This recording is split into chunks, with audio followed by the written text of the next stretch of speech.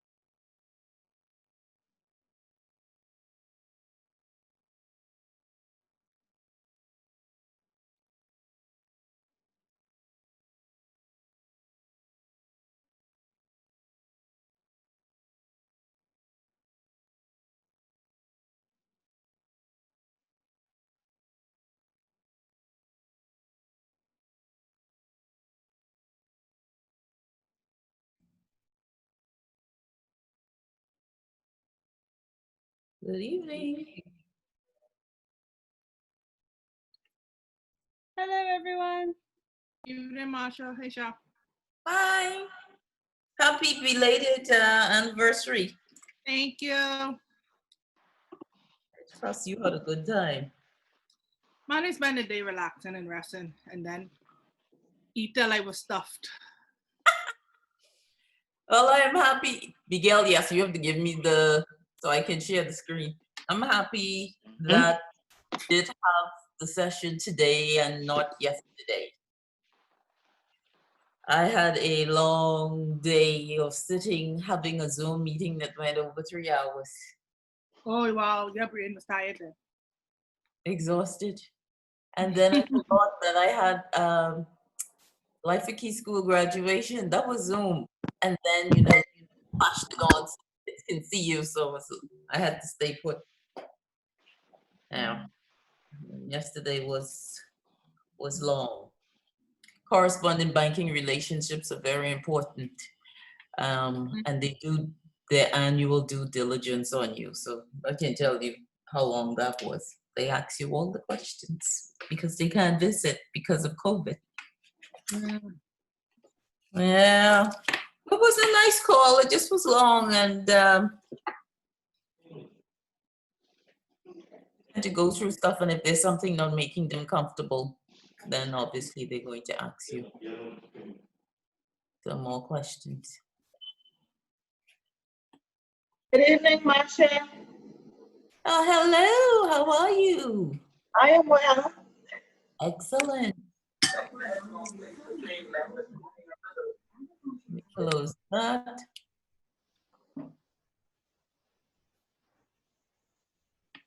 Okay.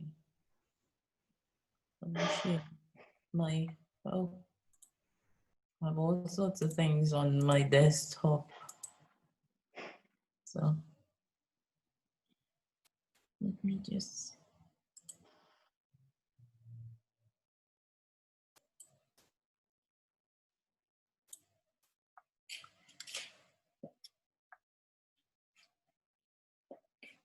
Okay. What happened there? Can you guys see me? I'm noticing that I'm not. You're not sharing screen. I Sorry, you're not sharing it now because Thank you. Because I was like, hold on, why am I seeing this black? Okay, so we're good. All right. Do I see everyone here?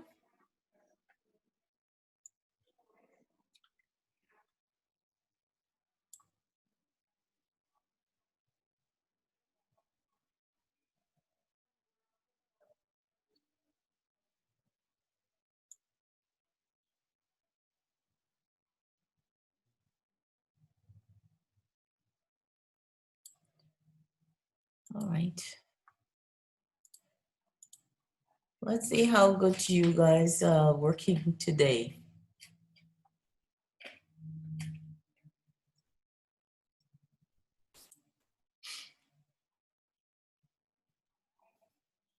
I think I need the light before I start. Just a second.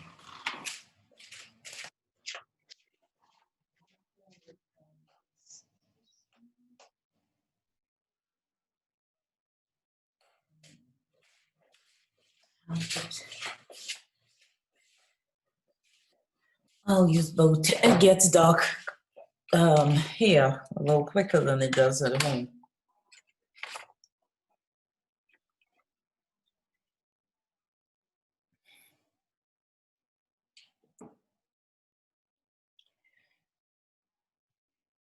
Oh, excuse me.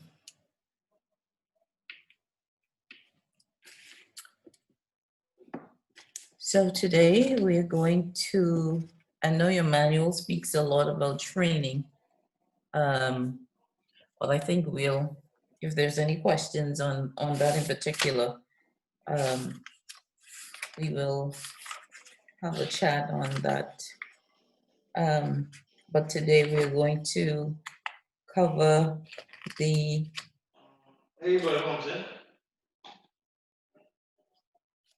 Sorry, Miguel. Oh, Getting in our business again.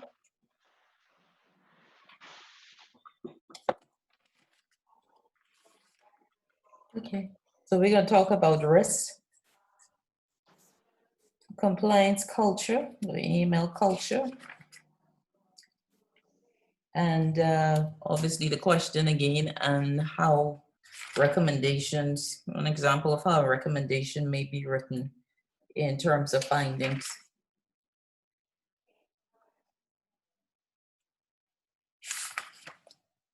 I'm missing something. Hi, good evening. The person's unmute now. Are you able to unmute your mic? Okay. Miguel. Okay, good.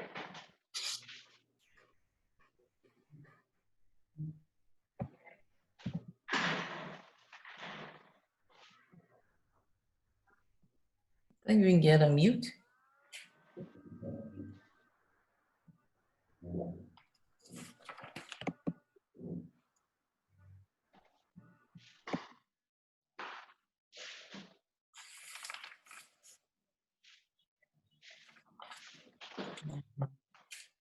Missing something. Okay, let's get started, everyone. Good evening again. And this is your last class with me. We're going to focus on the assignment question.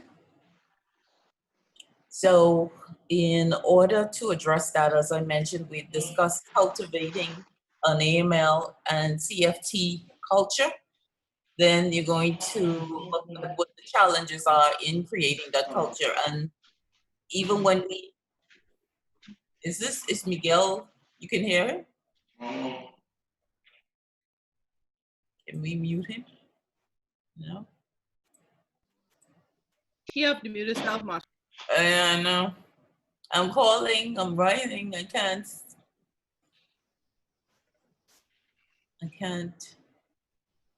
do whatever he's doing. It's not working.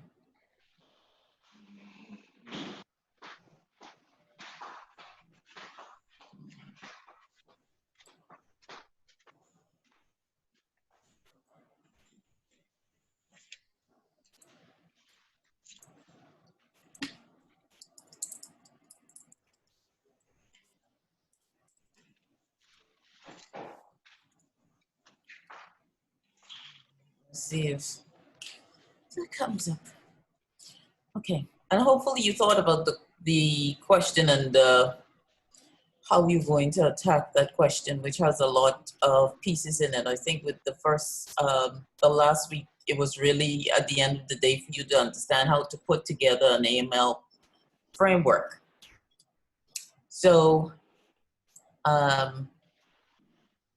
we'll talk about cultivating a AML CFT culture.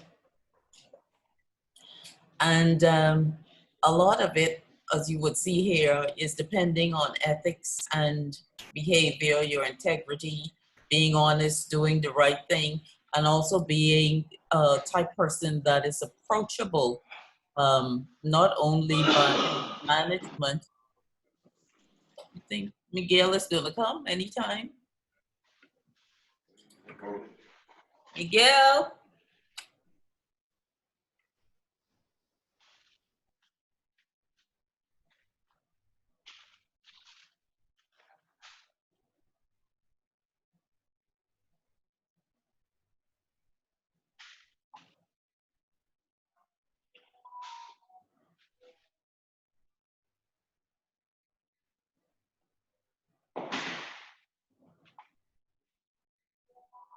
Okay. Send a note. Let's see how that works out. Okay, so here we talk about ethics and the right behavior, having an integrity. All of this is important in creating the AML CFT culture. This starts at the top and obviously is going to filter down to the employees. So compliance has a role to play here However, they must have the support of senior management and the board of directors to filter that down. Again, the success of the business depends on the various parties, which would be all of them, so that all the employees will conduct themselves with integrity.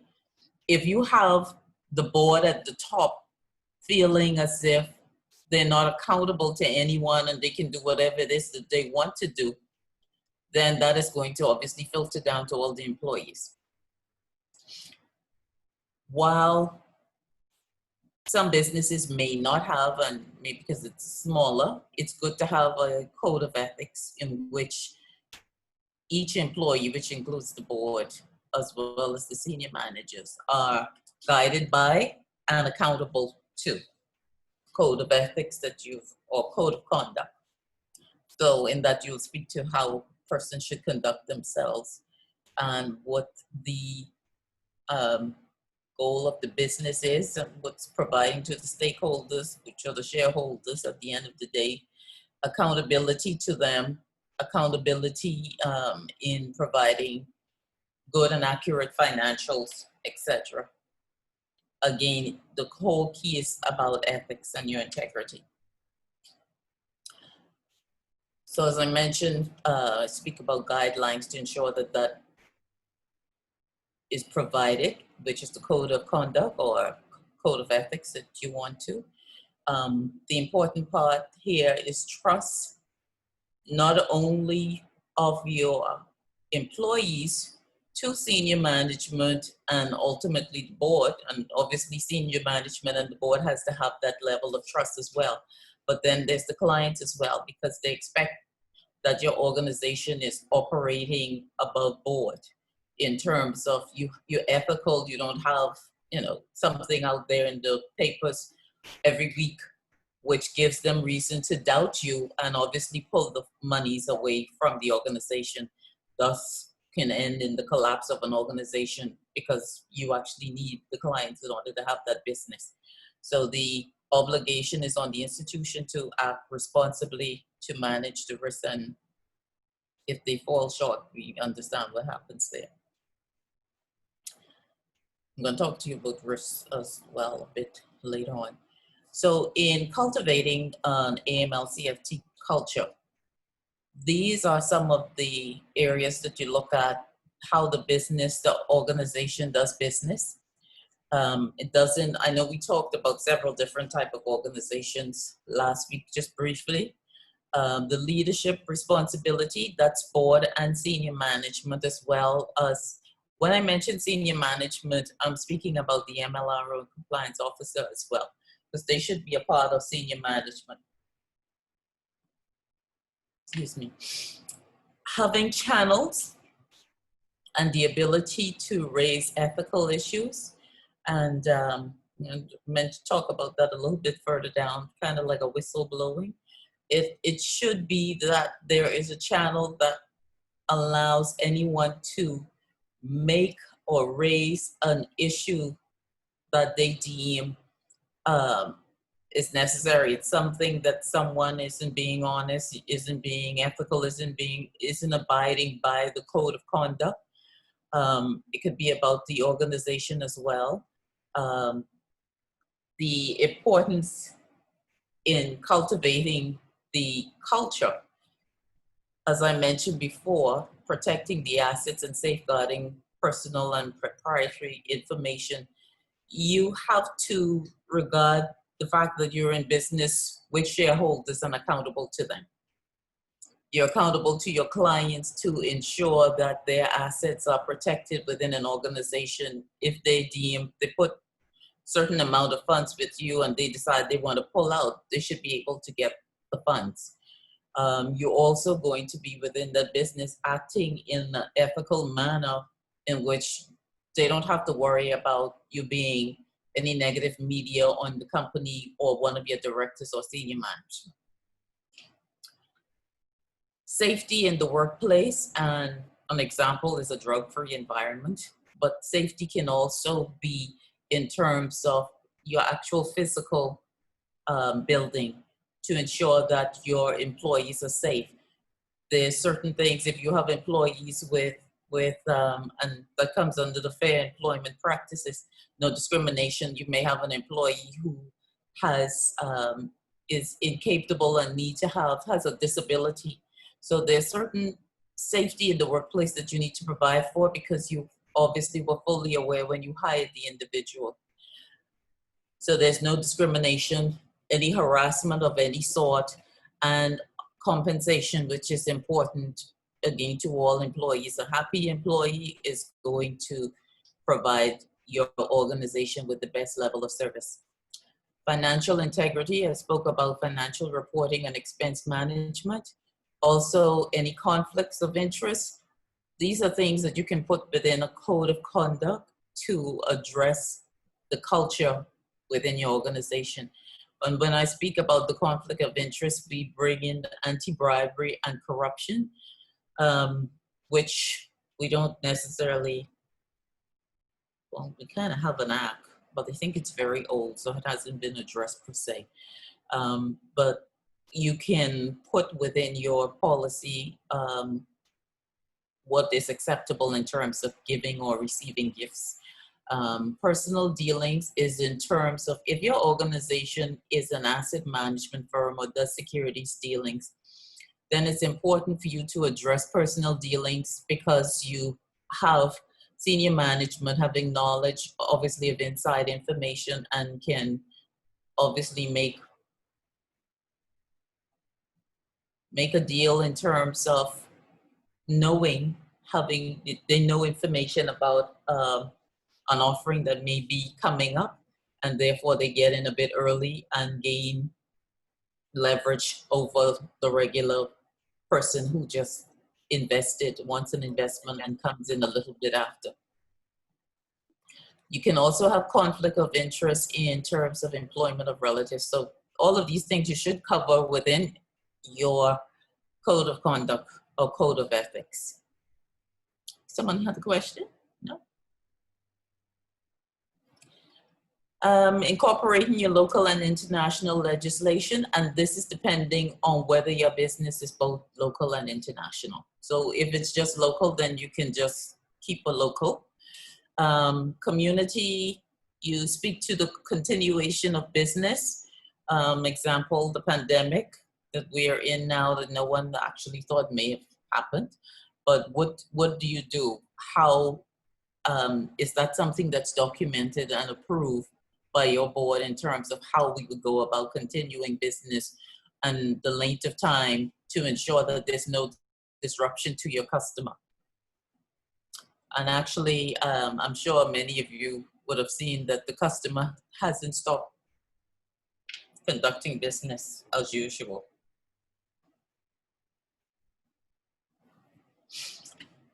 Another important thing on the list here is talking about escalation, and it's important that employees have some type of protocol to follow, and knowing where they can escalate issues to whom. If you have an employee who is kind of lost and have an issue with something and they are speaking to you, you're on the same level and it doesn't get anywhere. So we're just kind of talking amongst ourselves, and then when the issue really gets blown out of proportion or gets blown up and becomes a bigger issue, then the employees was lost. Then I'm going to say, well, I told so-and-so, but then it never went anywhere, so nothing gets done. So that in itself is a crucial part of culture in an organization. Each employee should know, and whether it's you provide the information, reported or escalated to your manager, then you can say, I did it at a level up above. There's employees who may want to skip their manager and go directly to the CEO, the president, the MD. And so it's important to have that protocol to ensure that they are quite aware. And those are questions that are asked within an examination or an audit. The auditor, the examiner wants to know that you know the protocols to follow. If there isn't one in place, and it may not be written, but it may be something that you can provide when you're doing your training, and allow them to know this is what the context in which you escalate. Again, the key thing, ethics and morals. Talked about that, so I won't go through that again. But these are some challenges, just an idea of some challenges that employees may encounter. And I think you have some of them that may be listed in your book. But when an employee, a junior employee, feels as if, okay, I reported something to you, but nothing's done. And while it's a little kind of tricky in terms of, if you look at it and you're the MLRO compliance officer and something is reported to you from a junior, if you make a decision to file, obviously that is just for you to file. You are the MLRO, that is your decision. However, sometimes the junior employee deems that maybe nothing happened because they don't know the extent of what your investigations and filing ended up with, whether filing happened, because you have to be careful of tipping off, and so you're not necessarily going back. However, there are ways in which to ensure that that individual is aware that you didn't just dismiss their concerns. It's in how you actually listen to them and get feedback. Perhaps that would help. They don't know at the end of the day what it is. Some may come and ask you, and you say, if they ask at the end of the day, thank you very much for sharing with me your concerns, which we are investigating, and leave it at that. Another challenge is the fact that you have pressure from management to transact in terms of you're not comfortable with booking a transaction. There's something that doesn't feel right to you, but your boss is telling you, this is a very important client and I need you to book this before 3 p.m. So that's a pressure, and it doesn't do well in an organization where you're trying to cultivate AML and CFT culture, because the employee doesn't feel as if you care about what is happening within your institution. At the end of the day, you are all about revenue-based targets, or the relationship manager is all about their bonuses they're going to make. And so you tend to get the negativity in terms of person saying that compliance isn't my responsibility, when in actual fact, compliance is everyone's responsibility. It's about you having a concern or a feeling and expressing that to the MLRO. You also have persons who have territorial attitudes towards key customers, and you do have them. That customer just wants to speak to one individual. You see it in the banks when you're on the line with a teller and someone decides they're at the front and they're next, but they said, okay, you can go around me and you get served because I'm waiting for her. Those type of things, compliance watches, because of the fact that there may be a reason why you, and it could be valid. Sometimes persons are more comfortable because maybe they have challenges and this person deals with them a little bit better, which is fine. However, you do have persons who go to individuals with the goal of them bypassing all the rules to conduct the business that they want to conduct. Obviously, lack of management buy-in. And the key part of that is when they decide that they're just too busy, I can't attend AML training. You have to, I don't have any time. And besides, we did this last year and I know it's fine, it's the placement and it's the integration. And they just do not, they deem that the demands that they have is more important. And you don't allow them to put you in a position to say, well, at the end of the day, you want your bonus, right?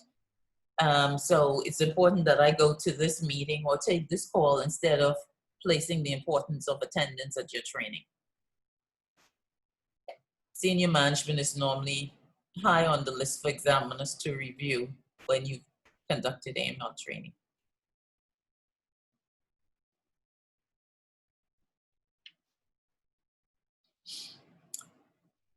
So we talk about the challenges, and we're going to talk a little bit about risk. And I just need, need to get a general idea in terms of if you're comfortable with the information here, or if you have any questions in terms of the risk, because this one I put in here in regards to the business, but I think we spoke last week a bit about the risk of the client and how you would risk rate your clients. So in terms of the organization, analyzing the exposure to risk and criteria, I have a couple of documents here to give you a general idea. I think I chose two, but here we go. So when we're looking at risk rating, and this is in terms of like a risk assessment for the organization. So I'll give you a general idea of how this is done. And this can change from either, it depends on what the criteria is for the organization, what they've decided. And this is something compliance can, or if there is a risk officer, they would decide this is approved by the board. So you're either, you can be low, you can be medium high, high. It just all depends on the organization. I kind of left it just simple, whereby high, medium, low. The percentages there, obviously, if you're going to get a 90%, you're high, up to 50% will be medium, low 10%. But again, it depends on which area you're looking at. So when you look at the impact rating, what is the impact that that particular function is to the organization, and then the probability of it actually happening. And then what are the controls that you have in place? So you're going to look at the effectiveness of the control rating to, at the end of the day, determine what is your risk within that area. So I'll give you an example. And actually, I put the calculation here for you. This is just an example so that you can determine when you do a risk assessment, what is the actual risk rating of that particular function or process within your organization. Or I'll send the slides, but I just wanted to give you a kind of general idea, because when persons talk about risk assessment, sometimes you get a little lost in it. There's so many pieces to the risk, but this in general, you can do an operational risk assessment. So you look at all of the operational procedures, but if you're looking at it from a compliance point of view, you can add those pieces in, because they still have an effect in terms of if you aren't compliant in this. Perhaps the issue is that you have penalties, fines, failure, etc. So let me give you an example. Okay, so hopefully I lined it up properly. So I'll just use an example, an employee dispute. So we look at that as a description of a risk. And why do you deem that that is a risk? So I was bad here. So the probability and the rating. Oh, what did I do? Hang on. The system or procedure that is used. So if you actually have a procedure, then you can write that procedure in here. But if you don't have a procedure, then you would have deemed that perhaps you don't have a control. So that wouldn't be so high. You can deem that there's no control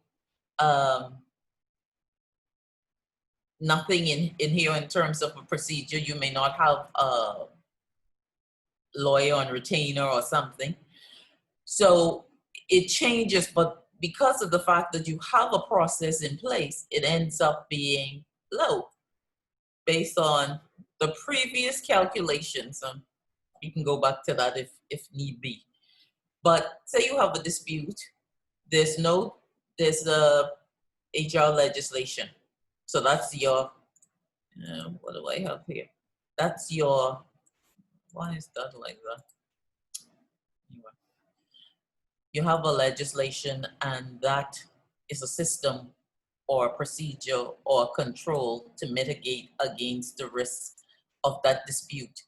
The probability here, the impact, you have to make a decision on whether it's low or high.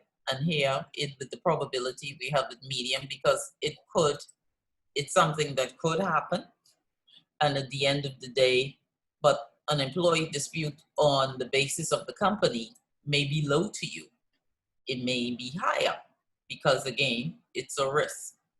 The risk of money laundering. Obviously, the impact of that is high to the organization because of the fact of penalties. You can lose the license of the business, the reputation of the business, but the probability of that occurring because of the controls you have in place, you may say it's low or you may say it's medium. When you work out, based on, let's go back to that.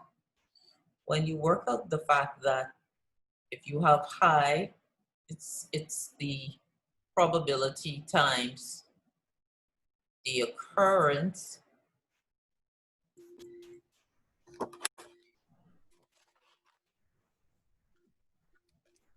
Don't worry, I'm gonna give this to you.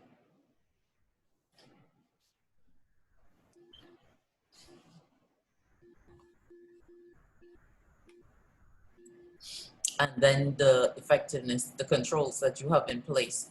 So you have 3 that is going to give you what the risk rating, the residual risk rating is for that particular process within your organization. Now you can add to this because this can be, you may look at the financials.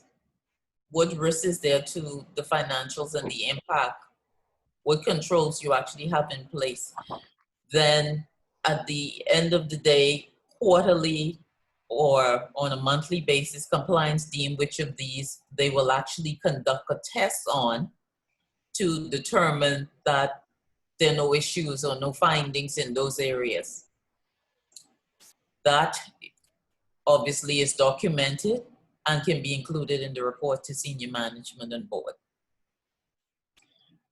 But when you're dealing with a customer risk, that one is a little bit different because you're looking at individual, just as you're looking at an individual process here, you can create a chart, an Excel spreadsheet where you're looking at the type business the customer is in, the source of funds. So you can have 5 categories that you can deem it. You can put a 20% each, or if you maybe 15%. In one case, what countries the client is doing business with to determine if your client is a high-risk client, medium, or low. Again, you can do low, medium, high. You can do high, high, or just high, depending on the institution. More of the larger institutions tend to not do the high, medium, low. They do the high, high, high, medium, high, low, medium, low, medium, medium, or low, which is just kind of the same thing anyway. Any questions?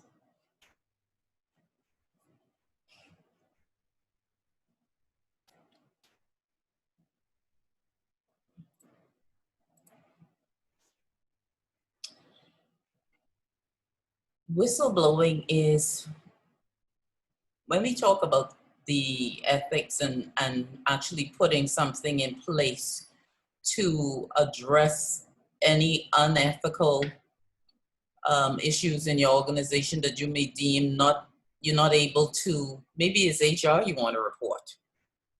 And normally persons have issues, they would actually go and speak with HR or their manager. And therefore, there should be some type of channel. Obviously, the larger organizations have the channels in which you can report, but smaller organizations deem that you can go to your compliance officer or to your HR. But you may deem that you need to report your compliance officer as well. So who do you go to then? The compliance officer reports to the board. If you, based on the culture of that organization, you still don't have a comfort level to speak to your manager because your manager you deem may be a bit too friendly with compliance, then you need to be able to get to the managing director. Excuse me. If it's an organization with branches and subsidiaries, then perhaps there's a regional HR manager that you can speak to. But again, this is another form of escalation that should be available to you, that you can provide information without any retaliation from anyone. And that's whether it's something that they put on your file or the fact that you're overlooked for a promotion because you're deemed to be the person who blew the whistle on something that has happened. Amazingly, there's some examples of whistleblowing. Obviously, we know with all of the Enron. I see Snowden is here. But there was a company I worked for that had some issues in terms of one of their offices within the United States. And someone made a call, blew the whistle on that particular branch because folks in the branch at a certain time of day, everybody used to just be having a little, I don't think it was brownie, I think they were actually smoking marijuana. But anyway, so they was taking some drugs. But this little goody two shoes wasn't taking that and made the call. It was a hotline.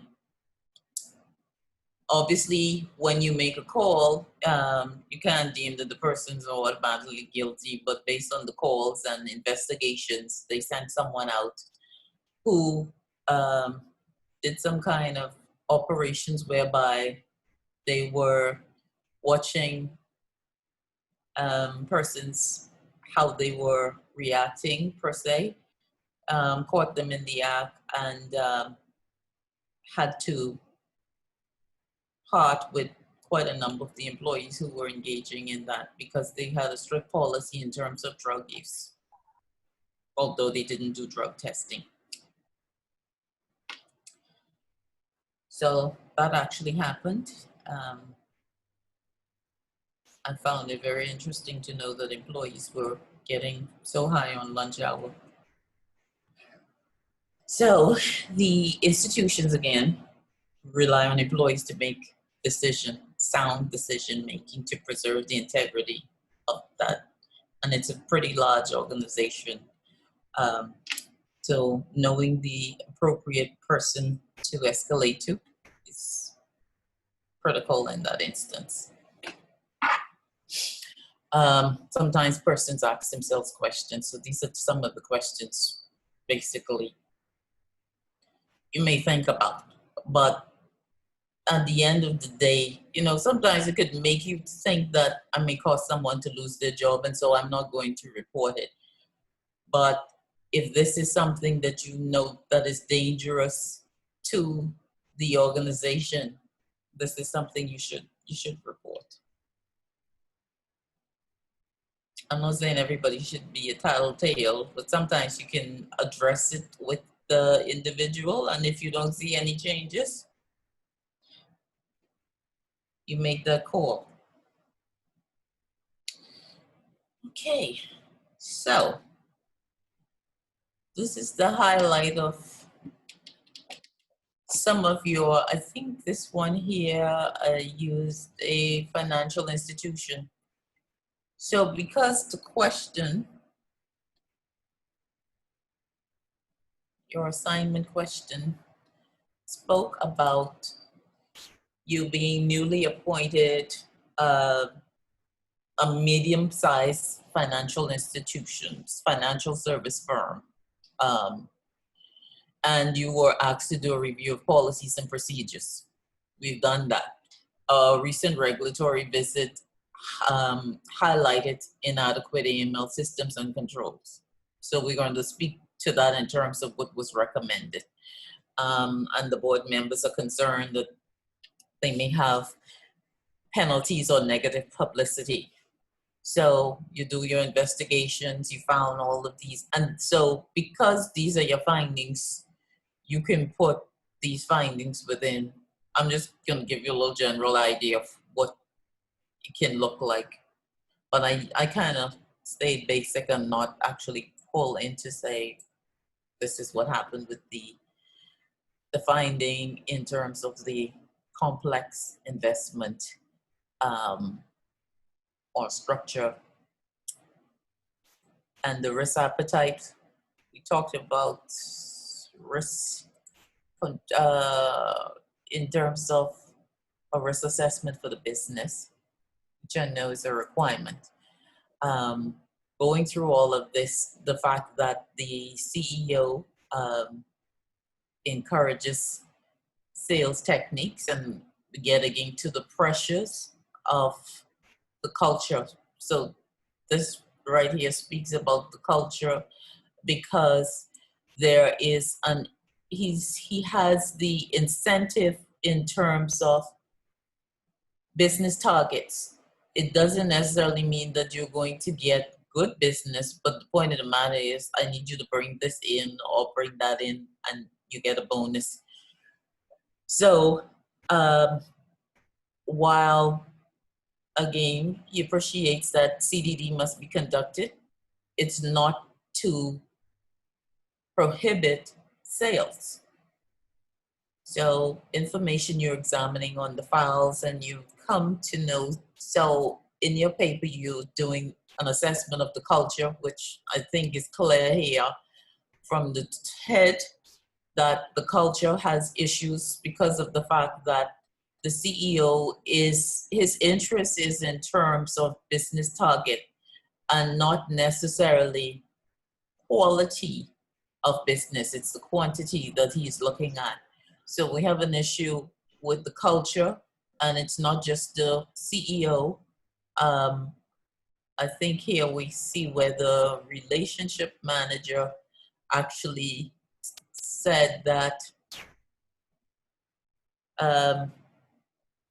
other than the CEO was aggressive, I think with the relationship manager, you know, what I thought actually had an issue in terms of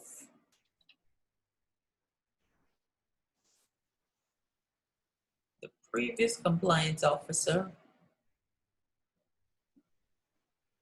has had responsibility for AML, and when interviewed, she stated she didn't have the time nor training to fulfill the role. I found that a little bit interesting because regardless of the fact that it's regulatory compliance officer, she's still a compliance officer. And the compliance officer should have been approved for the role.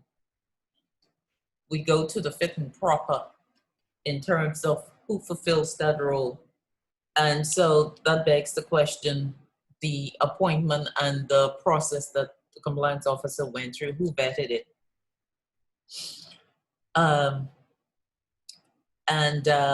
Being other than the CEO being aggressive, again, that's the culture. If it wasn't for the regulatory report, the firm would not have appointed a new MLRO. So the firm seems to be quite happy. To date, no high net worth individual was refused, even though they come from high risk jurisdiction and often have military or government connections. Normally in terms of military or arms dealerships, etc., or government embassies, those type would be high risk. Some institutions actually write within their policies, the AML policies, that those are businesses that they do not accept. So that is something to look at in terms of whether there's a procedure for that as well. So as a general idea, where is my recommendation? I wrote a general recommendation in terms of a finding. First, we have the finding, so a summary of it would be within a letter, the body of your letter. You can have during a recent review of your organization, a sample of 15% of your customer base. Normally could be 15 or 20%, was reviewed in line with the central bank's guidelines, the recent guidelines. And the section of the guidelines in terms of, and this was fairly new compared to the old guidelines, but number 52 there is now requesting you to have confirmation to actually means of contact to confirm mailing address, residential address, and other points of contact. So as a financial institution, I'm looking at this one in terms of a bank. It could be a bank or a trust company because it's under the central bank rule. We note that the requirement is not, it doesn't form part of your process. So perhaps there's no procedure in place as well. So the recommendation here, it would always be we recommend and not you must or you should have this in place. The word recommend is always going to be used. So in this, you're looking at the fact that something is missing from your policy and procedures, which was an update to a regulation. Perhaps in this review, they note that the AML officer or the MLR officer actually has the old version. And therefore, and that's where I was going in terms of when I wrote this, we recommend that you do a review of the legislation and update your AML policy and procedures. Also, to have regular review of legislative changes and provide an update to senior management and the board, as well as include in your annual training, because of the fact that if you're the only person reviewing the updates, no one else is going to be aware of what it is that you actually need to, what changes needs to be done or what they should be looking for. And so it should be incorporated in your annual training as well. Now your responses you can actually do.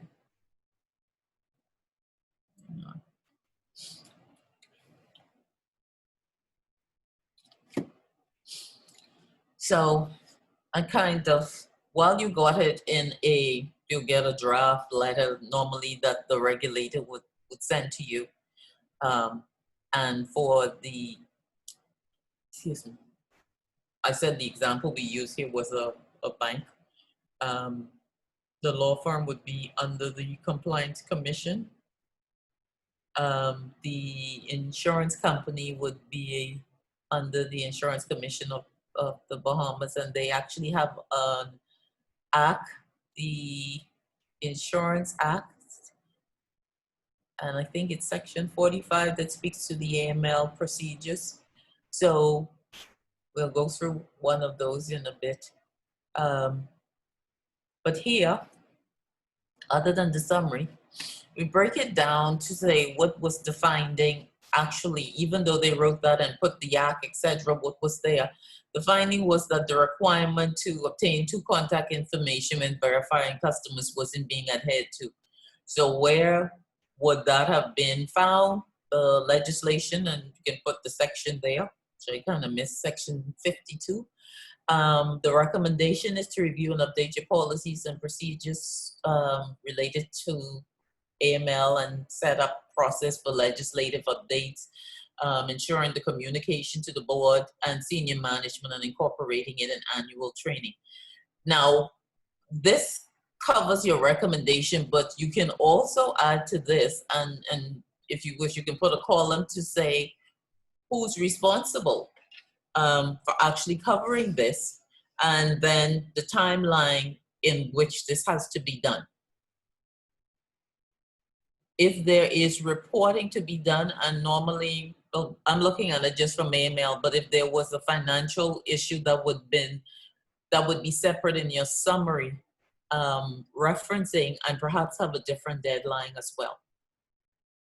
And your deadline is going to be in response to the findings, and you are the one to actually set the date in terms of when this is going to be this issue, and you complete a form kind of like this, return with your responses, giving dates. So in this, you can have a date that you suggest, when am I going to be able to update my policy? Maybe it's not, because you have one in place, it's not going to take you 3 months to update your policy, or to put a process in place to update senior management and the board. But perhaps you've already done your annual training, and your training isn't set maybe for another 6 months. So you give yourself time to complete, or if you want, you can actually break each. You look at it and say, maybe this is 3 recommendations. I can break this up in pieces, and one I can close out by the 15th of July, the update to the policy. And maybe August, I put, or for the process in terms of how I update senior management and the board.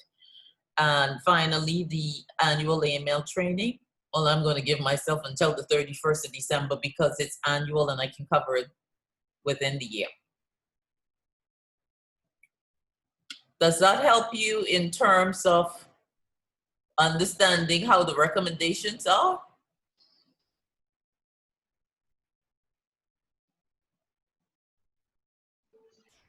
Yes. So see, it isn't too difficult. Anyone else have any questions? I had another example of one. I know we did, so we did the bank. I think that Linnell is trying to ask a question, but I don't know if she realizes the mute mic is on mute. I don't know why she was, I thought she just spoke. No, she may not be able to unmute, or I don't know. Where is Miguel? Did he mute? Miguel must have muted something. Miguel has everybody muted. Let me see. I can't. Oh goodness.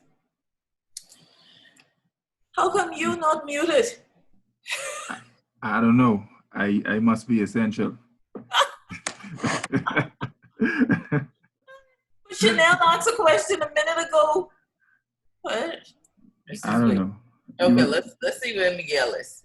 Yeah, you may have to message him. Thank you.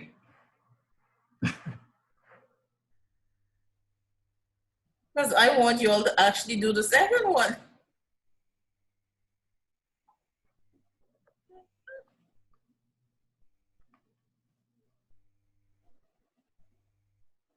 I think Miguel went away.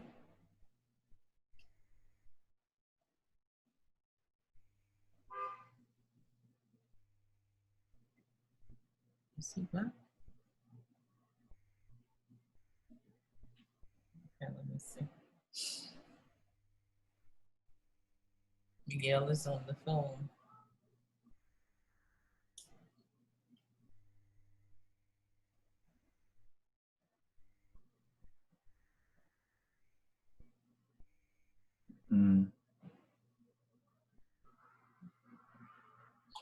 Okay, he's on the phone. I sent a message. Let me see if he's near the computer. Let me send a message. All right, I mean, I don't know. Miguel keep muting us. Chanel finally get you them. Chanel, I don't know if you're unmuted now. You guys can hear me? Everybody is now. It's Marsha. I just called Miguel and said, Miguel, could you please fix it? Nobody. Thank you. Marsha trying to reach you. I said, I said, could you just please unmute everybody, please? Yeah, because he can hear you. Because if he mute, all of us can mute ourselves. We may not talk. Yeah, I know. Okay, so I was there trying to get your attention and just putting my phone so y'all could see. I was going to do the thing. I saw he's like, okay.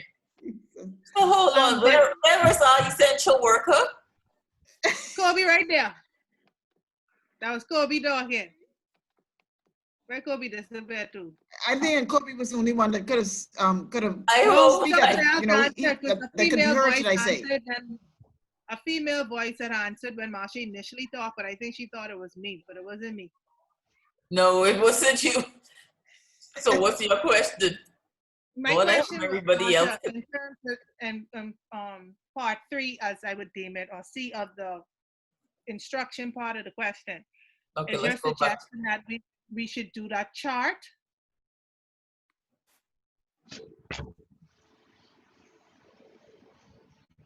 That part where it says a schedule of schedule. recommendations to reduce AML and financial crime risks and better protect The the firm. firm.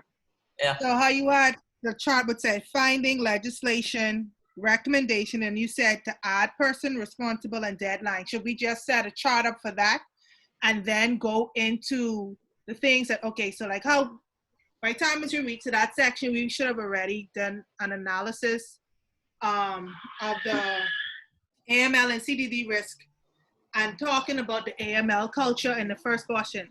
Is it your suggestion to take those findings or how we address those from there and now transcribe that into a chart under the schedule of recommendations and say, this is our finding? Yes. First one we picked up when you talk about the CEO and his attitude or whatever like that. We should then go in the schedule and say, okay, our finding is the CEO's attitude is really crappy, for lack of better words right now. And then I guess if there's some legislation or some regulatory requirement that speaks specifically about the CEO's attitude, and then say what the recommendation is. I wasn't sure, like, is that what we do? We pull it from the other sections and then put it inside that portion? Yeah, you can put it like that, and it's what you've gathered from the question, because you've already picked up on the fact that the organization doesn't have a culture, an AML culture, and which is something that starts from the top. So the recommendation in the terms of the finding, it doesn't necessarily mean that there's a legislation for it, but the fact that we know there's no AML culture within the firm based on the actions of the CEO. But note that even though it's noted in there, our regulator isn't going to single out and write that the CEO is in writing, but they may definitely put the fact that lack of AML culture within the firm. But then you have to do an assessment of that anyway. So you don't necessarily want to write that again. You're writing that in say A, an assessment, you need to cover an assessment of that. But in C, your schedule of recommendations to reduce AML and financial crime risks and better protect the firm. So say for instance, let's take it like this. You've already done an assessment of the firm. There's no culture. So compliance needs to start from the top, the board, the senior management. And the only way me personally see that, and that's why I say recommend that perhaps they don't have a code of conduct, how things should be done, which is going to, and when you put that code of conduct in place, that should be something that is signed, acknowledging acceptance and adherence to, and filed. They can keep it, but they should have said, we've read it and acknowledged and we agree to abide by this for as long as you're within that organization. HR should keep that. That's the way, yes, you're going to do an assessment because we see it's lacking. From that question. So in that instance, then we'll be pulling from, I guess to say the handbook basically, and then I guess the training or whatever, or the importance of the AML thing. Yeah. That would be what our overarching recommendation would be. So that would still encompass the culture part of it, but still. Right. Okay. Now, and so you can address that there, and like I said, you can take that anyway. You can put maybe they may not even have a handbook, or you don't have escalation procedures. So there's things that you need to put in place which should be able to, you've done the assessment and it's horrible from the CEO, so from the top it's bad. And so you address that. Then you come to is doing an analysis of the risks inherited in the way the firm is operated. And I try to give you an idea how they come up with risk. It's about a process. So like last week in the different processes that should be done in terms of creating an AML framework. Perhaps there's something missing there because I think in the question we talked, let's see, you examine the file and the file is speaking about, so here, information about source of wealth and source of fund is basic and it's rarely independently verified. Mic 2 over. So here in your question, when you've done analysis, you've already know what is missing. So there's a risk there because of the fact that legislation requires you to obtain this information. This is not something that, and it being basic is going to create issues for you with your correspondent bank. Amazingly, that you would think that the source of wealth is more important to the regulator, and the source of funds, but that's also very important to your correspondent bank. I say that because everyone wants to know that the money is passing through their financial systems is good money. I need to have a comfort level that you have done your CDD on this client and you have a comfort level. So when my correspondent bank asks me, we saw that your client has a lot of movement, because they're gonna ask you what's changed within the year. Oh, we have a client that we're now doing salary payments for. He has 160 employees. So once a month, we're gonna have that. Obviously, your processing in terms of transaction number has gone up. They need to be concerned with if they're not seeing, if you're paying out monies and they're going to ask because if they didn't see that particular client send in the money, their question is where did the money come from? That's your source of funds. So the risk there in terms of you actually, they deem that you perhaps don't know your customer. What type of CDD are you doing? Your institution is an institution that's going to be flagged as the fact that just as countries are blacklisted because they have weak AML and CFT controls, then you could be flagged or lose a correspondent bank relationship. You can also take that in terms of when you go to your schedule of recommendations. Obviously, a schedule of recommendations should be the finding that inadequate source of wealth and source of funds, which when you line it up with legislation, it is a requirement because it's a risk. And in order to reduce the risk, we need maybe perhaps to create new forms. Sometimes the application form may just have a small box in which to write source of wealth, when that doesn't give the comfort level in terms of you knowing exactly I inherited money. That is insufficient. Who did you inherit it from? Because at the end of the day, you could have inherited from some PEP who actually is corrupt and taking funds from the country, but he may be related to you and kind of using you to hide money. So perhaps in your recommendation, you can suggest that to the regulator, well, I shouldn't say suggest, you're going to tell them in terms of, in order for you to reduce the AML risk there and financial crime and better protect the firm, you're going to put in place and perhaps have an internal source of wealth form that each account and each relationship manager has to complete prior to. So again, that's your process. Prior to opening the account, and if this isn't done and providing you as compliance with a comfort level, then that isn't something that you would sign off on.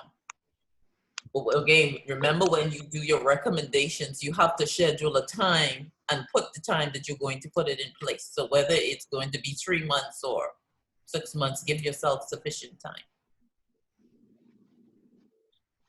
You may have to bring in other persons in that, because you may look at the fact, perhaps my relationship team doesn't understand the importance of this, because they're only into, again, it's the culture, because they're going for the fact that they have business targets to make, but not understanding that the loss, because that's another risk here, the loss of a correspondent banking relationship means more than them getting that bonus, which they won't get if you lose the correspondent bank, because you won't have any more clients.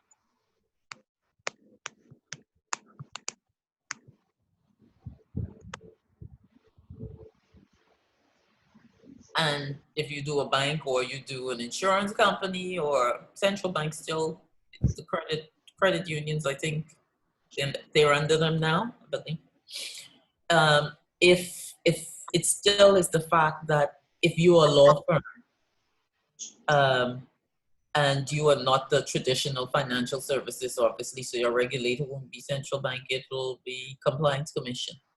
You still have under the FTRA and the FTRR, so Financial Transaction Reporting Act and regulations, you still have those AML requirements. So if you want to write from the fact that you're dealing with a law firm, but in this instance, this question seems to speak because it speaks to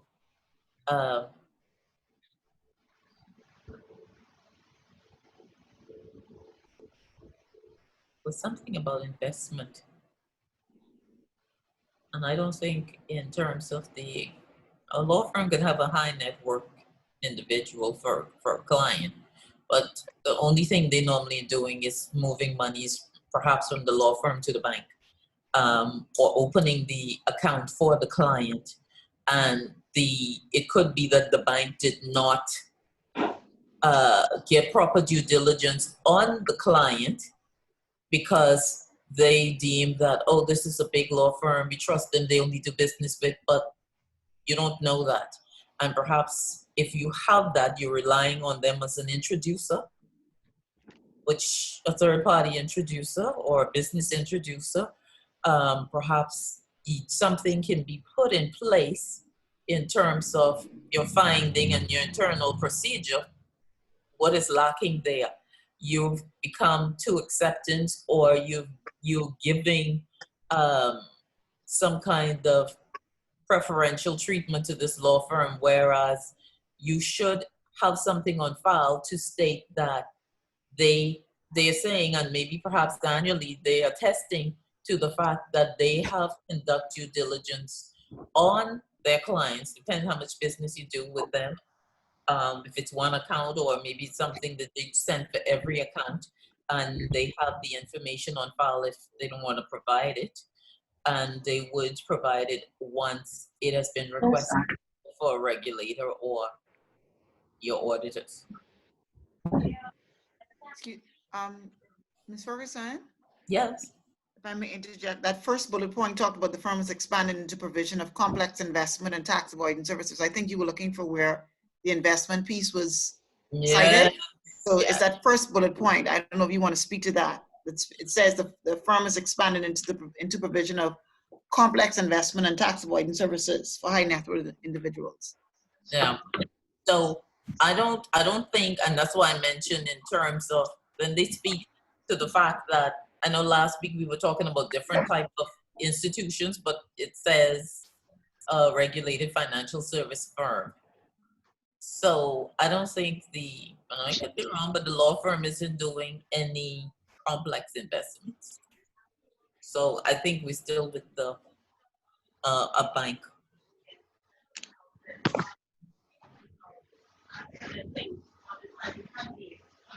Question?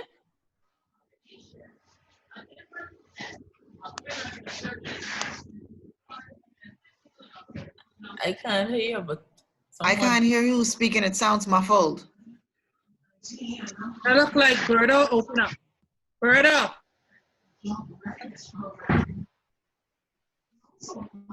Berta and Nikita and Janessa muted.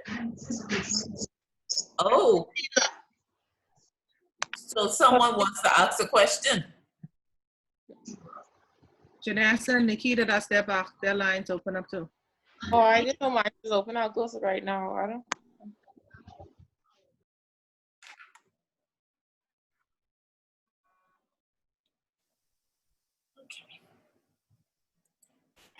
So,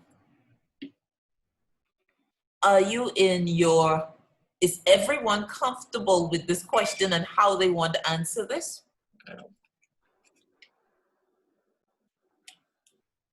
Pretty much, yes, ma'am.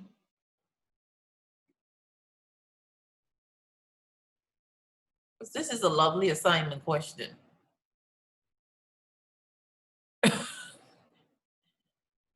Where's Siobhan?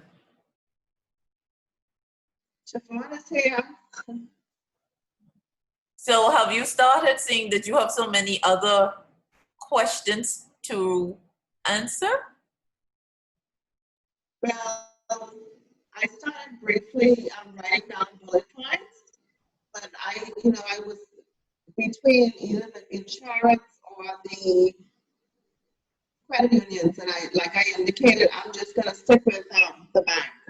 Yeah, and because of the fact when I look at it, at the top they mention financial institution, but they mention those investments. So I think everyone should stick with the bank. But it gives you a general idea. Just wanted you to have an idea of how to write your schedule of recommendations. As I said, you can add to it by putting a date. You should, because it shouldn't be left open or somewhere. You should put even if, say you have, and you can have as many recommendations. You should be able to look at this and see what else is wrong in terms of finding. Because when you start here, your initial investigations, perhaps, like I think I mentioned last week, you talk about the firm is expanding into complex investment. Perhaps a risk assessment was not done for that, and that's a recommendation that should be, because the firm needs to understand what is the risk in these complex investment. You don't necessarily need to go into what is the complex investment, but the fact is that no one understands it. That is a risk, and that needs to be addressed. There should be an assessment done. The product person should actually do a presentation on it to the board and senior management, because a decision may be made that it said we are expanding, but it doesn't appear as if they've done it as yet. But maybe one client has that on the books, and perhaps the board is going to turn around and say, when they understand the significance of the risk and perhaps the lack of clarity in the product person explaining this, or not having necessarily the knowledge. Some people jump on the bandwagon because something is new, it's fresh, and it's exciting, but they don't necessarily understand it. So perhaps based on that, they're going to decide, no, this isn't something that we're going to do. So with some things you can be able to say, no, the board decided that based on the risk, once a risk assessment was done, this is not something that we're actually going to follow. So that's easy to close, because it just has to be a board meeting that's minuted, detailing that this is something that we're not going to do. The next one in terms of your investigation and findings, when you look at the fact that the board says here has a high risk appetite for business, particularly in jurisdictions that's listed on Transparency International corruption.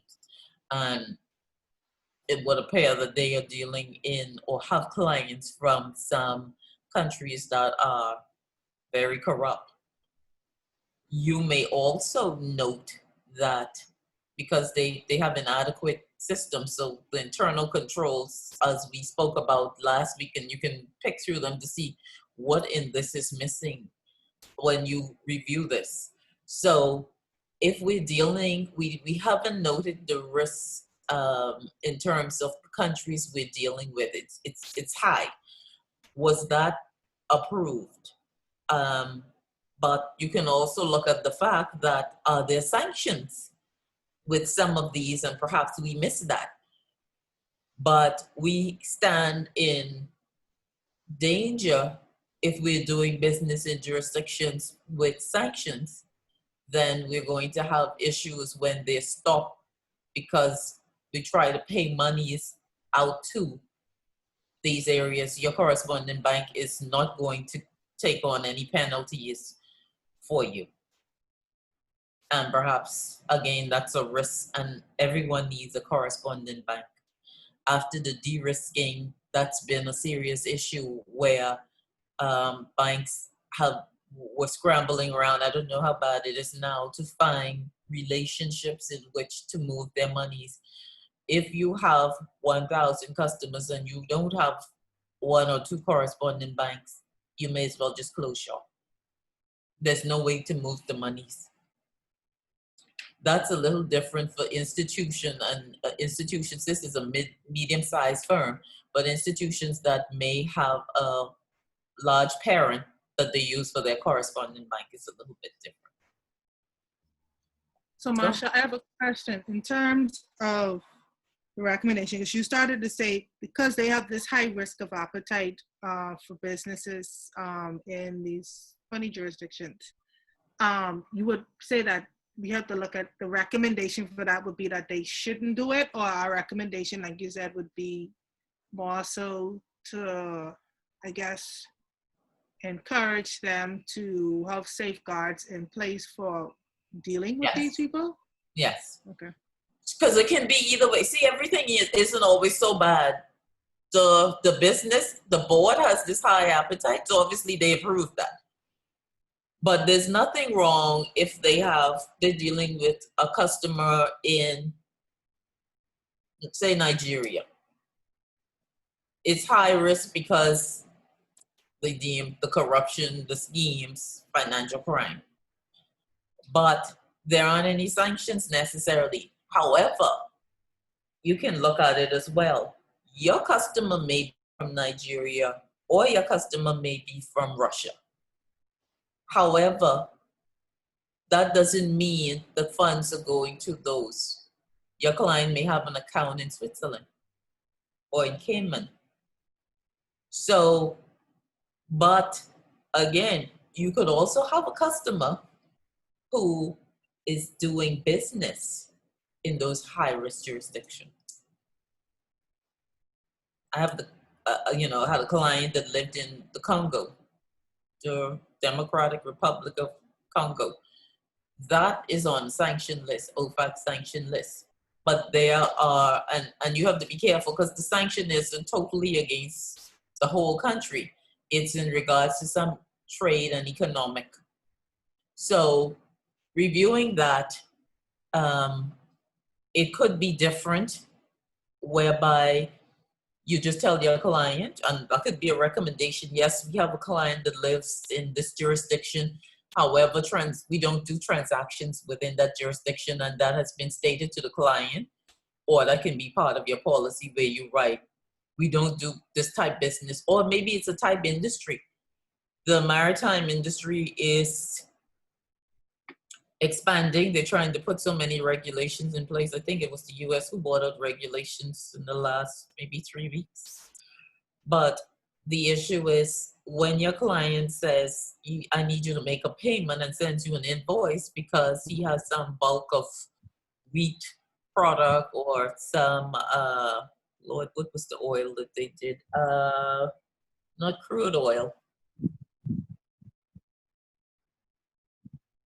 anyway, some type of oil, I forgot. But let's say your customer bought the oil.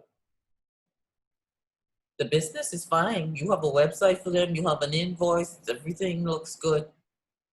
But your corresponding bank is going to look a little bit like, where is this being loaded? Which country? Where's the ship registered? So it gets a little different when you start talking about jurisdiction in terms of exactly where your customer's doing business. So you can take that however you want. Don't get too lost and caught up in it. But because they mention high-risk jurisdiction and Transparency International, I would familiarize myself with what's on the list in terms of their rating, and perhaps indicate something to say, you know, maybe my customer's doing business with someone in a corrupt.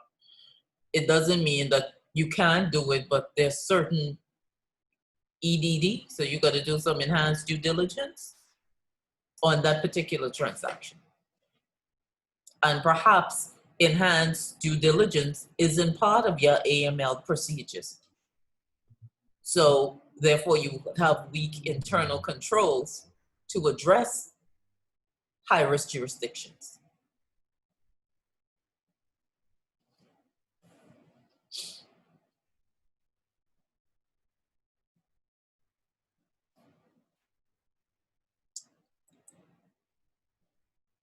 Okay, so here we talk about, definitely this first part is culture. The staff here is obviously very intimidated by the CEO. And the CEO reports to the board. So the culture needs to start, and some training has to happen. We spoke about source of wealth and source of funds. This one to me was interesting. Previously, the regulatory compliance officer, much to her annoyance. I try to figure out if it's the annoyance of previous. Oh, I almost thought you all was frozen. You have a question, Chanel?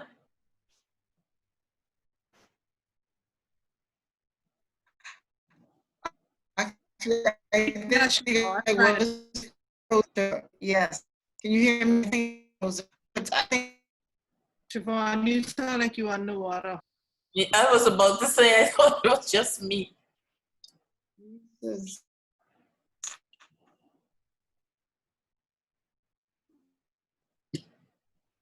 Let's see if she comes back. You guys hear me? Okay, that's better. Go ahead. Frozen.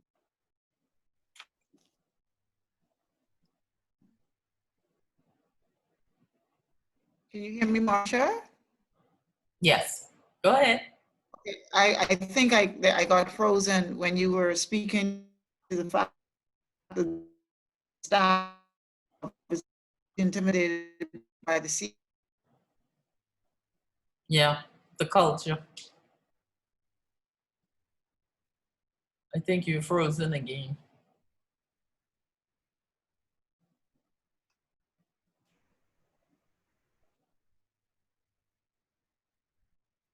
I think that was Chanel talking just now, but it looked like she got disconnected. She dropped, probably dropped off or coming back in. What she was talking about the intimidation. Yeah, I was talking about the intimidation of the Hi, staff. Mark. Okay, there you are. Hi, Marsha, can you hear me? I can hear you now. Okay, I don't know what happened. I just got dropped. Everything just dropped. It's connecting back. But I think you were speaking to the fact that the staff is obviously intimidated by the CEO, and that's when everything just cut for me. I don't know if you can repeat that. And I can't see, I don't know if you still have the screens up with the actual presentation, but I can't see that. Yeah, it's still up. Aaron? That's still up on our side, Chanel. Okay, I don't see it actually. I can just see Linnell, Marsha. I see the names, but I don't see the presentation. What happened? Wow. We need I to probably- open up this. Can you Yeah, my screen is. hang up and I dial back? probably need to disconnect. Hover at the bottom of your screen, you should see the share screen icon. You don't see that either? If you hover around your computer I at the see the bottom of the share screen. page, if you click Okay, there, I do see the shares. Okay, that's the green button that says share screen. Yeah. yeah, Okay, okay, it's. maybe your I don't Zoom know if I window is can- minimized somewhere. Perhaps your Zoom disconnect and window is come got back in. minimized.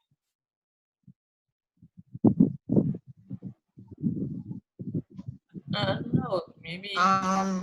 It's actually my Zoom window is maximized. I just can't see. I don't know if I need to just connect and just come back in. Try that. Okay. That's Wow. it's weird. Don't worry, I'll repeat that.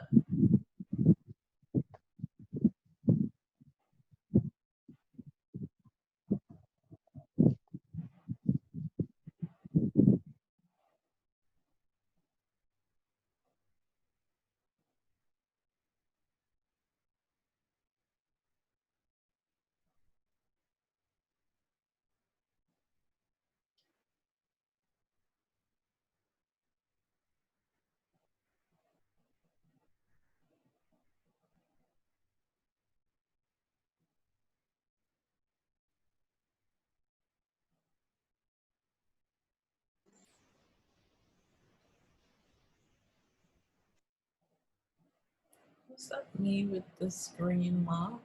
I don't know what I was doing there.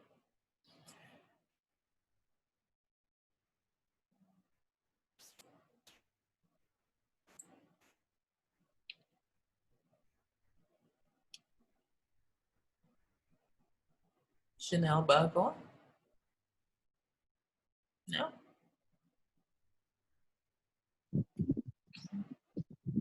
Skip those. Marsha, Yes. hi, maybe you want to speak a little bit on point 4 until she gets back. Oh, sure. That's where I wanted to go because that that is actually interesting when you talk about when you read it. One, you can look at the fact that is it saying that this is what the previous compliance officer stated, or is this what the new compliance officer found and wrote? So, what do you think? When I look at that, this is what the new MLRO found that was happening with the previous MLRO or compliance officer. And just looking at this point. But then look at the key part when they said when interviewed. So you think who was interviewed? Okay. My screen. It's anyway. But this again, I totally agree that this as well as the I would think that's the previous MLR compliance officer. Eh? That's what got me. I was actually thinking it was the previous when I first read it, and that's what I would stick with. That's my thing. But you can say you can use it however. But when it was strange because for her to state she had needed the time. So what was she doing? My take on this is, and you can kind of, what should I say, use in exchange or exchangeably regulatory compliance officer and regulatory reporting officer. So if she was also responsible for reporting statutory documents and all that different stuff, then her workload may have been overwhelming. So what do you, and that's very good to pick up, because Mhm. You So, gotta I think mean, and I about could these see things her. when you read. So that can be a finding as well in terms of there seems to be a capacity issue. Right. So a 'Cause, recommendation could be to hire more persons for that department. yes, my thought exactly. So there's a lot of things in this that you can actually use. She also did not, when she mentioned the fact that didn't even have the training to properly fulfill the role, then there's the question of how she was approved. Perhaps maybe they brought her on and didn't do an approval. Probably. And maybe that's At the why level. they're saying you need to appoint a new MLRO. Mhm. But isn't the May- question coming from the standpoint that this is now the new MLRO who is looking at or doing an assessment after coming in because of some regulatory Yeah, the regulatory regulatory review. and the thing said something to the effect that had not for the regulatory report, the firm would not have appointed the new MLRO. So Right. we're now the new MLRO coming in. My question with this is, I guess this goes back to what I started to ask before. It seems to me that we have to look at quote unquote the culture and then an analysis. And from looking at the culture and analysis, we then make our recommendations. Agreed. Right. In addition to that, too, I can see there being two parts to this. They're not saying that that regulatory compliance officer is no longer there. They just hired that additional person or that MLRO that would probably support the compliance department. So it could be that they already have the additional person that they need, which would be that new MLRO. So that regulatory compliance officer is no longer overwhelmed or constrained by doing the work of the compliance officer or MLRO and the regulatory reporting work. So then it probably was the fact that, as I said, a capacity issue. And then we have to look at the fact that she said she didn't have, so the capacity comes with the fact that she didn't have the time and then nor the training, and perhaps she was someone junior. And they made her regulatory, it says regulatory compliance officer, which is kind of different from an MLRO when we look at the roles and responsibilities, we thought. Yes, yes. And that person being senior enough. So that finding could have addressed the fact that, you know, just because an institution knows that they need to have a compliance officer, they put someone in place and deem the regulatory compliance officer should do everything. Now, some companies are big enough to have a regulatory compliance officer. They have someone for AML, specifically someone for compliance. Right. But regulatory is just that. They deal with regulatory exactly issues. And they're not the ones to go and do the training or the day-to-day writing the policies and procedures. Some people have someone in compliance just for policies and procedures. Depends on the institution. So I look at that again. It mentioned the CEO is aggressive. There's quite the CEO is a problem. As Linnell you mentioned that just comes out. Chanel, what I was saying, the fact that he seemed to have intimidated the staff. And the second part, he made it clear that while he appreciates that CDD must be conducted, staff should not let this unduly inhibit sales, particularly for new high net worth individual customers. And that's an issue because those customers obviously have some payment or some kind of bonus attached. Well, he introduced a substantial staff bonus tied to new business targets. Obviously, he has his targets from the board as well, and he's making room for that as well. He wants to grease his pockets. Another thing in findings, the last part where a new high net worth individual applies to become a customer. So they do the application. The internal procedure is that the application has to be passed to the CEO for final sign off. What's the issue with that? Final sign off should never be with the CEO, because that's a conflict of interest. He can do whatever he wants, and the compliance need to have that say. Or if it is in compliance, the recommendation should be a new accounts committee, Right. which should be Or made up compliance of it. committee. Right. Now, You know? so that's another one, because if you note, the biggest problem here says to date, no high net worth individuals have been refused. None. So there's an issue with the internal procedure with how we approve customers. And perhaps even with the screening, because like we said, many originate from high-risk jurisdiction. Normally, in most cases, and as part of even SWIFT, knowing, or your correspondent bank knowing that you are dealing with customers with military background is a problem. Yeah. Obviously, if you have government connections, that is EDD because of the fact that corruption.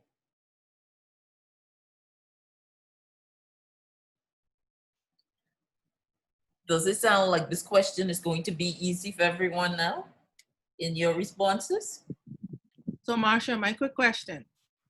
In terms of dealing with, I'm sorry if I sound repetitive because I just have to say. No, listen here, I'm enjoying this. I want you all to be comfortable answering this question because this is really a great question. My question is, pulling that example again, no customers have been refused. That also deals with the culture for me, because in my mind, I'm thinking if no customers have been refused and we know they know they're dealing with high net worth customers, that means the culture is they're not properly vetting people. So it's very lax. It's a lax, for me, I find that that's a lax culture. Very. And the assessment of the risk that there is, if you're dealing with high net worth customers, there is a possibility that there may be some terrorist financing or money laundering going on if you're not properly vetting these persons. So you run the risk of having the company involved in facilitating money laundering or terrorist financing. And so then the recommendation would be there needs to be internal controls to tighten up on customer acceptance. Right, which should not be with one person. Right. Yeah. You all are going to do so well with this question. I think so. Anyone else? My next question, go ahead. Is I know for the last question, it was more of a research kind of paper that we had to do. We focused mostly on FATF and whatever FATF reports or Wolfsburg and stuff like that. In terms of referencing, do you suggest, I mean, it almost seems as if we might have to fully rely on the manual in these circumstances, or are there any suggestions that you would give us in terms of what we should reference in relation to answering this question from the cultural portion and also the risk assessment portion? Obviously, when we deal with recommendations, we'll have to use whatever central bank or compliance commissions, whichever one we use as our guidance. Whatever one you're comfortable. In terms of referencing, for the first two questions, where do you suggest we use as our reference? Let me go back to them because I was actually in terms of Wolfsburg. Well, is it you can reference, Wolfsburg has a due diligence questionnaire, and that is for correspondent banking relationships. Oh Lord, how many questions is it? Is it 118 or something like that? that questionnaire actually is used by correspondent banks to determine whether they're going to accept you as a customer. And that is speaking to what your culture is, your internal controls, and it's because of the questions that they actually ask you. And obviously you have to have a sign off on that. There's the different areas in which they're going to ask, what type of customers are you dealing with?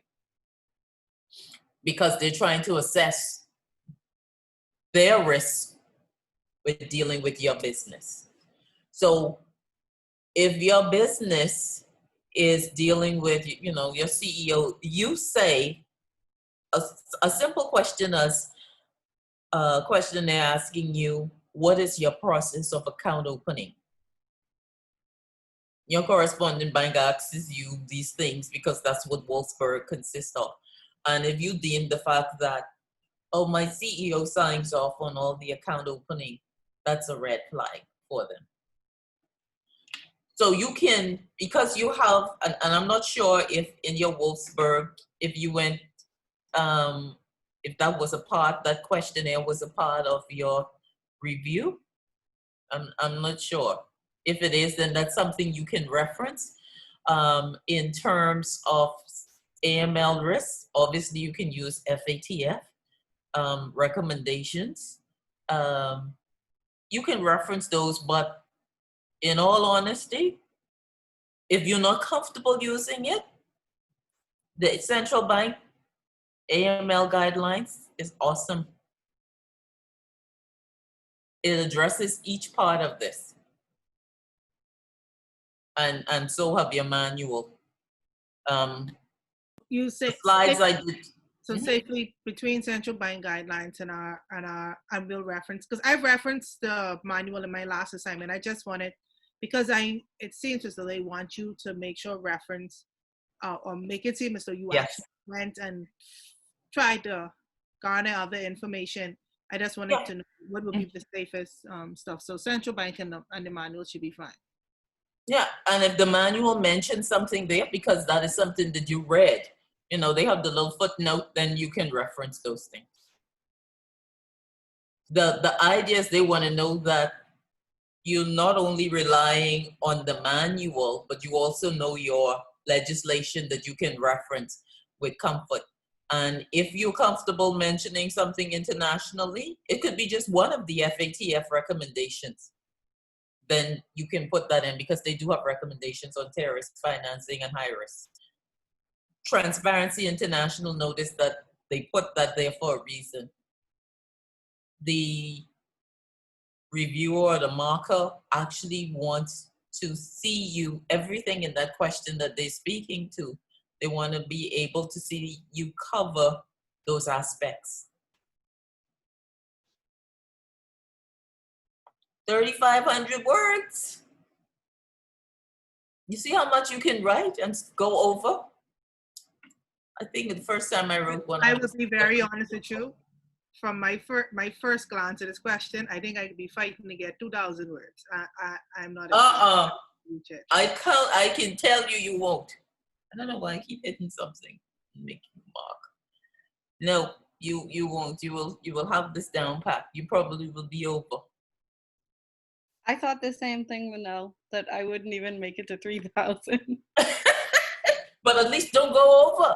But don't forget, remember I told you, start it, put your bullet, your idea, see just how you're thinking, everything you write, and when you start to formulate it, and then you can go back at it and add more, because you may see something else, or when you feel as if you felt as if you actually completed it, and you may have 2,000, and you look at it and you said, I don't think I sufficiently addressed this assessment of the culture. And in addressing that, then maybe I should add to the recommendation, because this culture has an issue. I think with the intimidation, that the CEO is intimidating the staff needs to have some sort of outlet. then you may look at the fact that the CEO is supposed to report to the board. What kind of report is being done? What kind of board do we have in place to allow this? Is the board not aware? Because it's almost like I'm working here and I'm suffering under this guy and nobody, it seems like there's no one to put him in his place, or her. The CEO could be a woman. Just saying. So those are the things that we need to be careful and add to. So when you look at it, you may be heavy on one end and not as, be careful the fact if you have just maybe 3 lines on one of these, and you go crazy on the recommendations, try to balance it out as much as you can. And that's why I suggest that you take a stab at it and put your bullet points and expand upon it. You can go back to it again. Go with your gut feeling when you're writing and go back and fix it. I prefer you to write everything that you think about, and then you can go back and say, well, perhaps I can say that differently, than not to have whatever you have in mind at that moment. And please don't wait for July 6th. I don't want you all to have any power outage or some drama where you don't get to send your assignment. Things happen.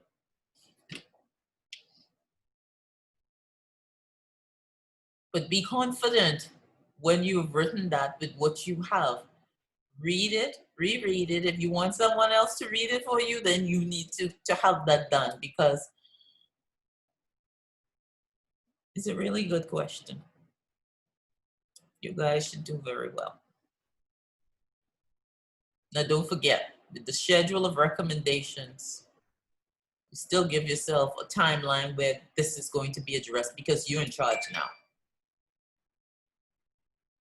They didn't ask that there, but they expect that in a schedule of recommendations. And what, in your professional opinion, when you give recommendations, what is usually the timeline in relation to recommendations and saying when they can really be done? Not over a year, but you can space anything. Say, for instance, you're new to the organization, right? This MLRO is new. So I would, based on the fact you're doing cleanup, try not to put something quick and say, I'm going to do this in a month. There may be an existing policy and procedure, but you need to have time to review it. It has to be approved by the board. You already understand that there's an issue with culture. So we need to retrain the board and senior management, which is not going to be easy. Let's look at the fact that that isn't, because this isn't something they were used to having their way, whatever they wanted to do. And now suddenly someone comes in and tells me this is the way we're going to do this. So you're going to have some resistance. So give yourself time. But know that if you come in an organization, I don't think there's a date in this question, right? So if you try and put a date that I came in the organization March, I definitely, for training, you have to have your training done within the year. Always remember that, the year being January to December. So if you're right and saying June, sorry, go ahead. Sorry, I just wanted to say perhaps the dates or the deadline can coincide with the dates that the central bank or the regulator had issued, because normally the regulator would issue a deadline for the remediation of whatever issues that was discovered. So, maybe think along those lines. So if they said, okay, you have until September, definitely you want to get ahead of the game. So, probably do something that would come before September so you can have it in time to present it to the regulators by that time. Right. And don't forget, the regulators also look at the fact if someone is new and the different things that may have to be put in place, maybe Right. like capacity hiring. So they're not gonna necessarily short you and say, okay, do this in 6 months, because that may, based on what you have to do and the Right. process. And don't forget, you got to schedule board meetings to get stuff approved. So Right. yeah, you give yourself some time, and then you have to train the staff at the end of the day once you have everything written and approved and in place. So yeah, I agree that they give you sufficient timing. But don't forget, when they first write to you with findings, you have to provide a response. And then when your response and they accept what you are responding, then that may be okay. But they may also require, which is still something you can do. You can have as I think I broke it down, you can have a reporting. If, say for instance, the schedule of recommendations to reduce, it's always good to have some short term ones, so that the regulators start to get a comfort level when they see that you're actually doing something. But obviously longer ones, in terms of perhaps a proper risk assessment needs to be done of the organization and approved. That's going to take some time. But your training may be after the fact that you've put the policy and procedures in place, but perhaps you can do that within 3 months and start the training and start doing a report if the issue is the fact that this internal procedure for the CEO who has final sign off, that can be something that you can deal with kind of quick, probably. The files, when you determine information about source of wealth, is basic. You have to review all those files.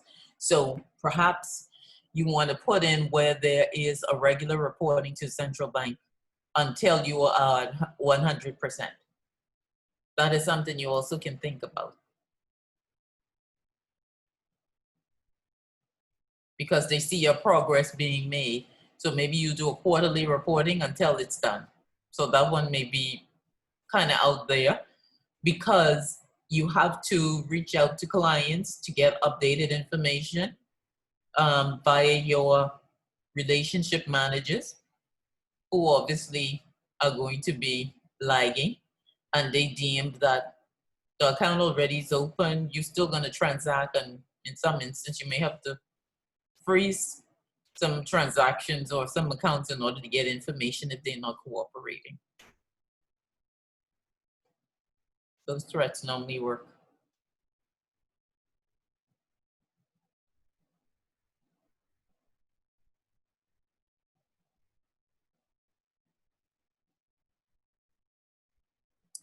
Any other question?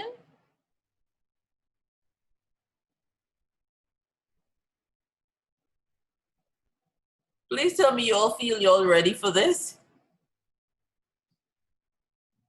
I think I feel okay about it. I'm ready. Excellent. Everybody else quiet? I feel comfortable about it as well, Marsha. Yeah, I think it's just a matter of getting to putting pen to paper. Yeah. Just to start, like I said. Don't wait for the end. Although that seems to work. There's some people who can just start something today and be finished tomorrow and submit. Nah. I'm a planner, so that's my. I like the part of the scenario based, so we feel confident. Excellent. So Marsha, just for confirmation, it's safe to do an actual chart for part C of this, the schedule of recommendation, do an actual chart? If you want, or if not, you can write it as in the schedule. You can kind of let her write your schedule. I just like the chart. It's easier for a regulator to look at and say, this is what, okay, you know our finding, you note what it is that you're going to do on the timeline, whereby if I have it in a letter form, I'm reading, trying to determine what your dates, etc. So I recommend the chart. Ms. Ferguson, I have a question. Go ahead. I know based on the last assignment, the amount of words you used was applied to the points that was given to a question. Now, based on looking at this question, with your experience with this paper, where do you think the most of the points would be derived from? It's a little different to me because so when they put the whole 100, I know, and I tried to figure out if it's broken in pieces. I don't want you to write heavy on one side because they're looking for every aspect of this to be covered. Okay. So I don't know, the 100 could even be great on the fact of, did you cover all of these? There may be a bonus in there that we didn't know about. There's no breakdown, which I found a little different. I'm used to it either saying you get 20 points here, 25 for this. A little different. So sorry, all I definitely would say to everyone, ensure that you capture everything, what they said you need to cover. And not, like I said, be heavy on one, and perhaps that's what they're looking for.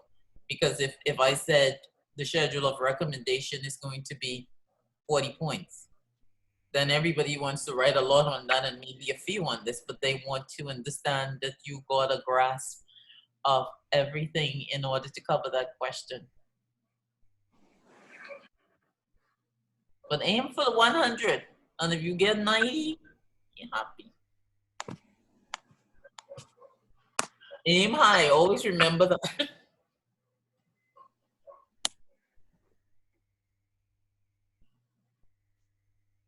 Any other question? If we want to have another powwow session, are you available? When would you want a powwow session? I can email you, and I'll let you know what the rest of the class say. Okay. If Miguel set it up and you don't want to talk, I can or set it share up. what you have. I have a paid Zoom account, so we don't even need them. We won't cut out. Melly, if I may interject, could you please not set it up for the 16th of June? That's my birthday, next week, Tuesday. Oh, I need yeah. everybody to be ready for next week, Tuesday. Thank you, hon. Just send me something, and then we could. I don't have a problem with it. Look here, I'm stuck here. I'm saving. They can't say it's be mingling. So I understand that the borders will not be open.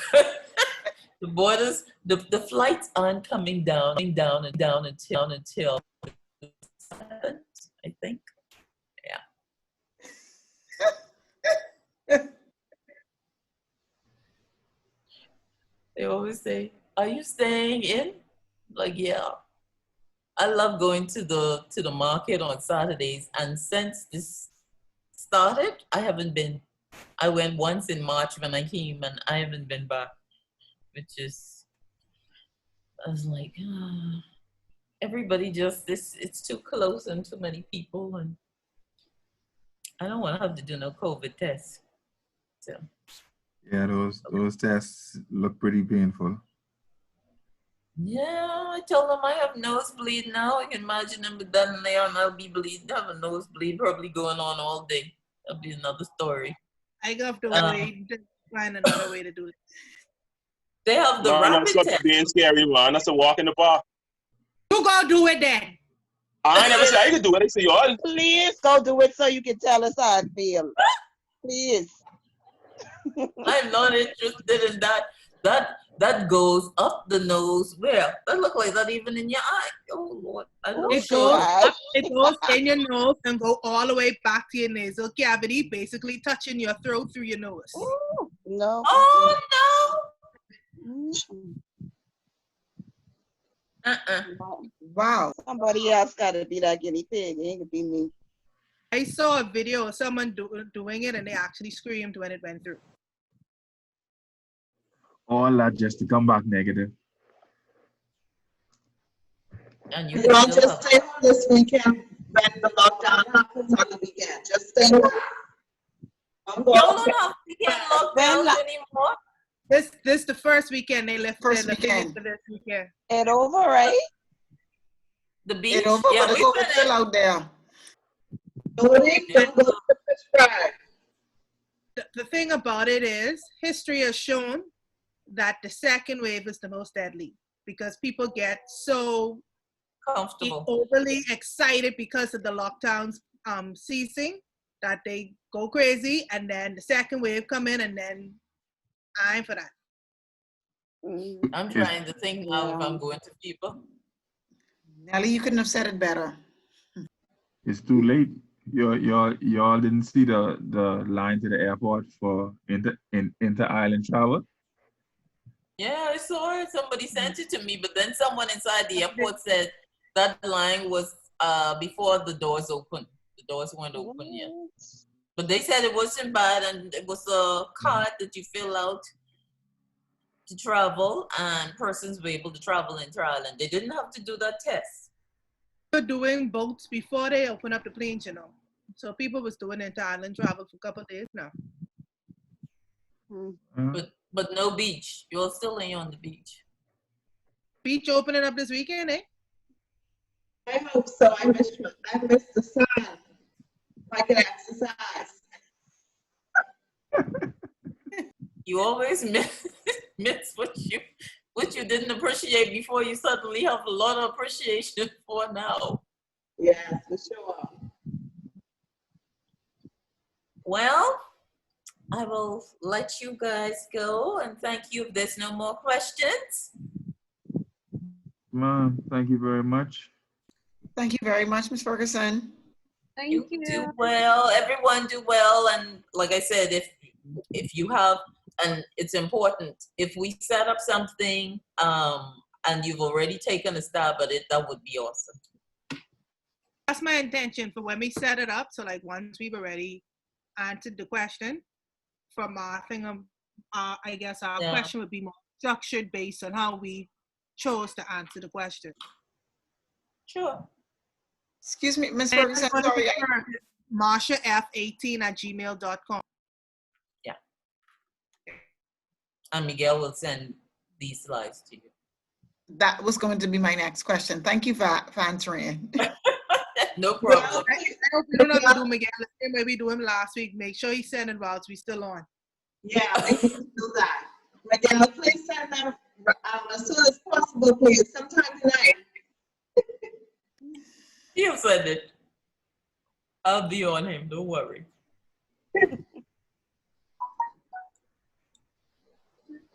Well, thank you all and have a great evening. Thank you. Thank you very much, Ms. Ferguson. Have a beautiful evening. Good evening, all. All the best. Thank you. Bye. Thank you. Bye-bye. Bye. Bye.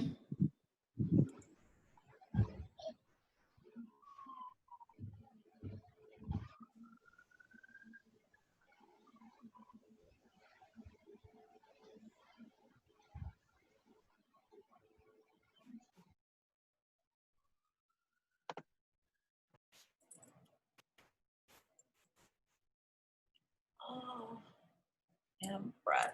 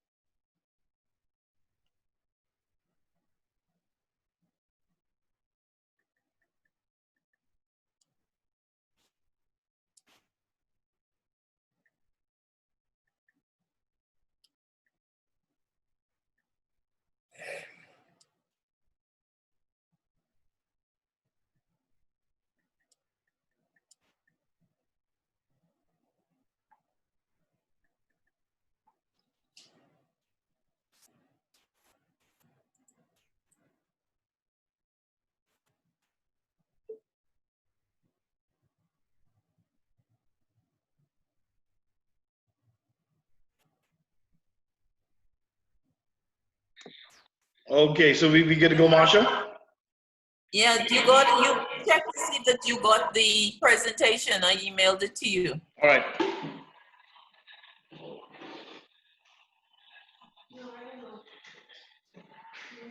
Oh Lord, they send me all kind of messages I don't be focused on the chat. I'm so bad.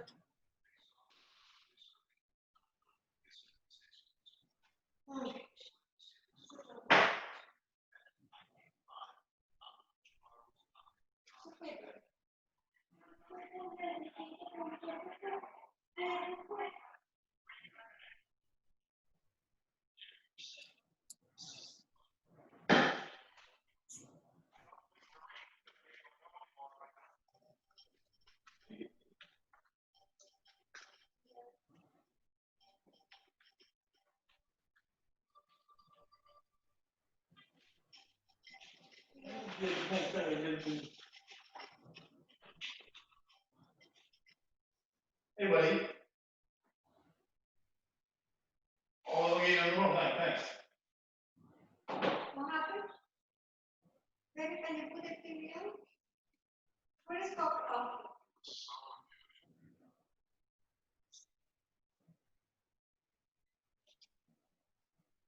Yeah.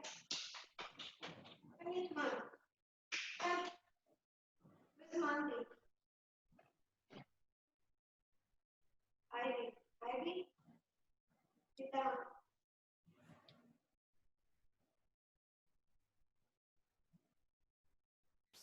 Lettuce, no.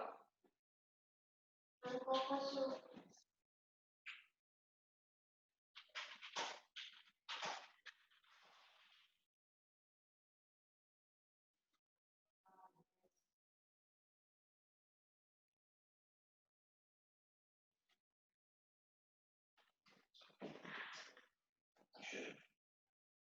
Hey, Marsha, I don't see it yet, but I'll look out for it.